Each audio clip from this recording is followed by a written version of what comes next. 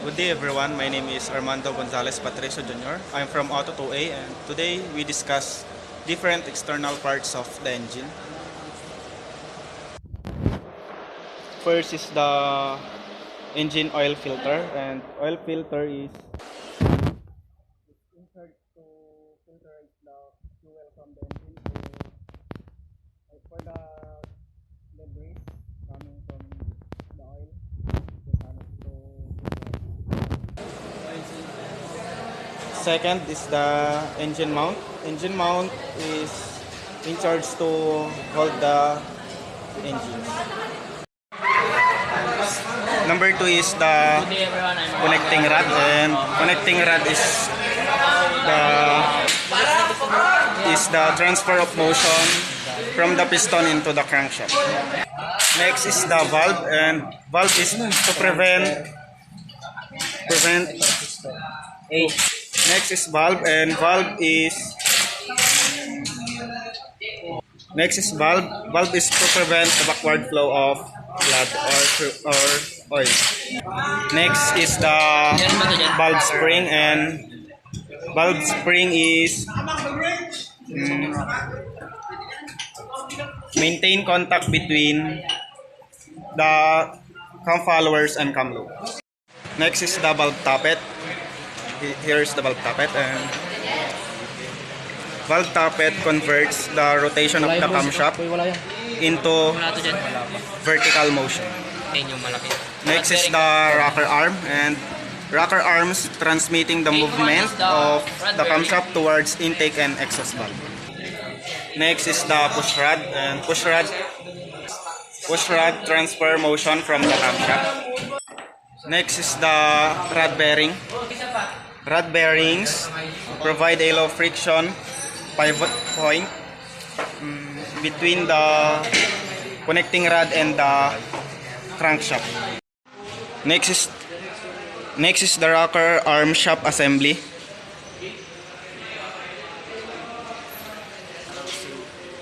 Next is the crankshaft bearing.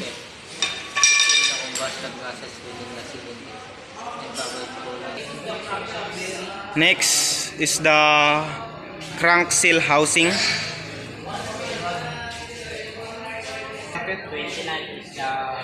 Next is the valve block.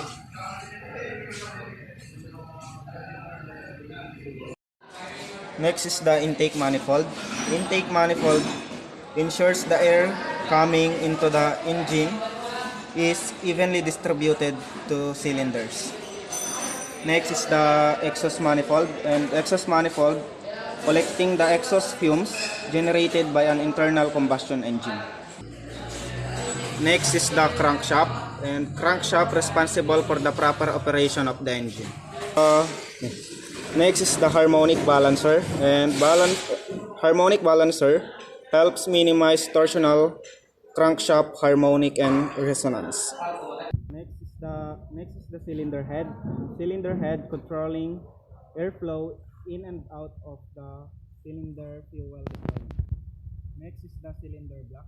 Cylinder block lubrication, temperature controls, and stability of engine. Next is the flywheel. Flywheel is responsible to store mechanical energy to balance the engine to continues to have a good performance. Next is the timing chain, and sometimes it is timing belt, and it controls the camshaft in your engine. Next is the cylinder head gasket. Next is the rocker arm assembly. Next is the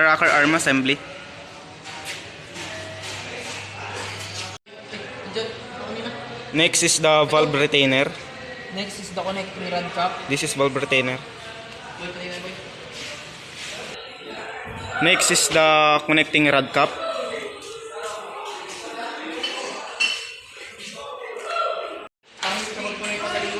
Next is the water pump assembly. Next one is the camshaft. Next is the cylinder sleeve or bore sleeve. This.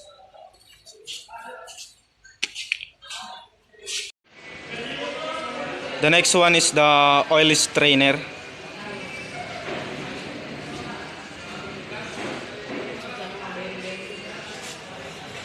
Next is the timing gear.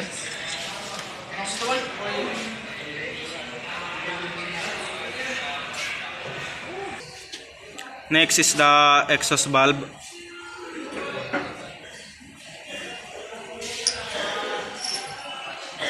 Next is the intake valve. Next is the pilot bearing.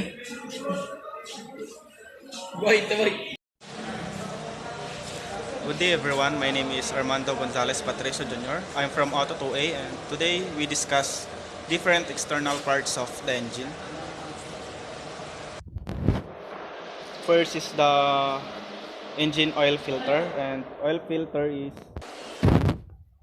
insert to filter the fuel from the engine for the debris coming from the oil.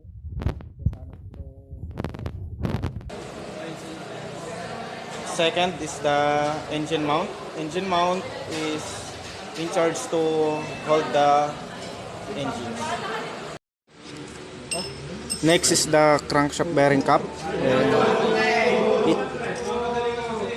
Crankshaft bearing cap is to prevent unwanted particles from entering into the place where the bearings are contained.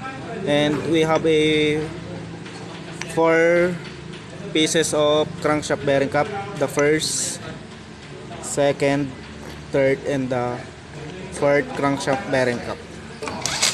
Next is the thrust washer, and thrust washer is to keep the rotating component in place by providing it with something to rub up against if it begins to move laterally.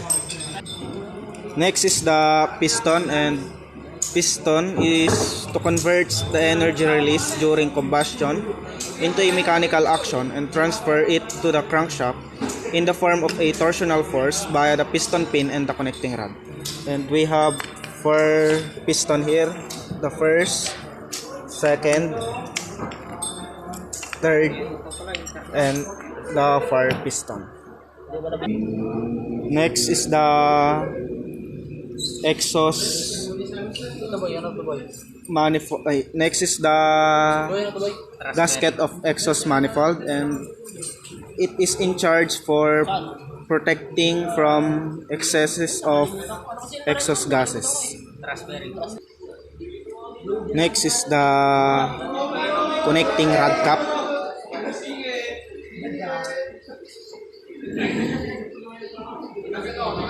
Mahalata mo kasi sa labas. Next is the Iba yung langis niya. Diyan nga pa. Next is the cylinder head bolts. Ano ba yan? Intake gasket. Next is the gasket for intake manifold. Next is the gasket of intake manifold. Next is the backplate.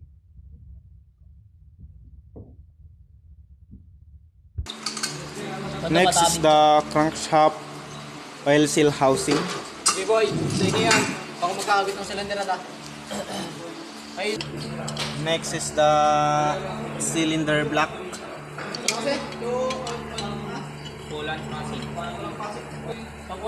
Next is the cylinder head.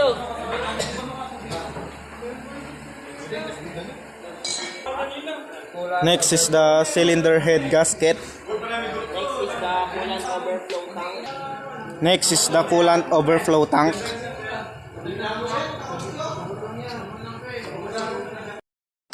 Next is the gasket of oil filter. Next is the water pump, and water pump pushes coolant from the radiator through the coolant system. Next is the oil filter. Oil filter is the one that filterizes the oil from the engine for the debris. One is the camshaft.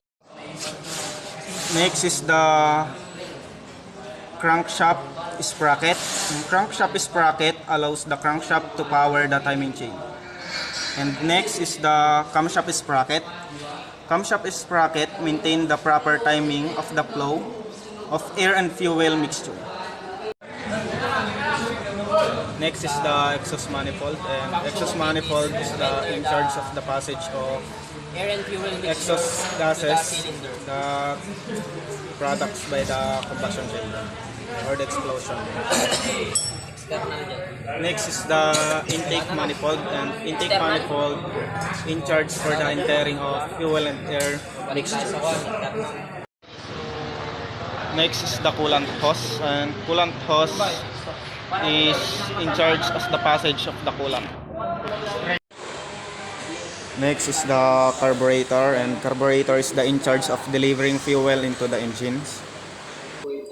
Next is the radiator fan. Next is the oil dipstick, and the function of dipstick is to measure the oil in the oil pan of the engines. Next is the ignition coil, and ignition coil is Inner no, getting outer. converts the 12 volts from 20,000 volts to 30,000 volts. Next is the distributor, and distributor distribute the converted volts to the spark plug. Next is the starter motor.